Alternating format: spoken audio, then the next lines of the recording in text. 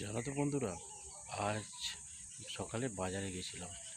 তো বাজারে গিয়ে দেখি একটা দোকানের সামনে প্রচুর ভিড় হয়েছে। অনেক লোক জমা হয়েছে, প্রচুর ভিড় হয়েছে। আর সেখানে নাকি একজন বলছে, হেঁকে হেঁকে বলছে, মেয়েদের মন 180 টাকা, মেয়েদের মন 180 টাকা, মেয়েদের মন 180 টাকা। আমি তো অবাক হয়ে গেছি, ছুটেই গেছি, দেখি মেয়েদের মনে 180 টাকা। তো কি করব, পকেটে হাত দিয়ে দেখলাম 180 টাকা তো নেই।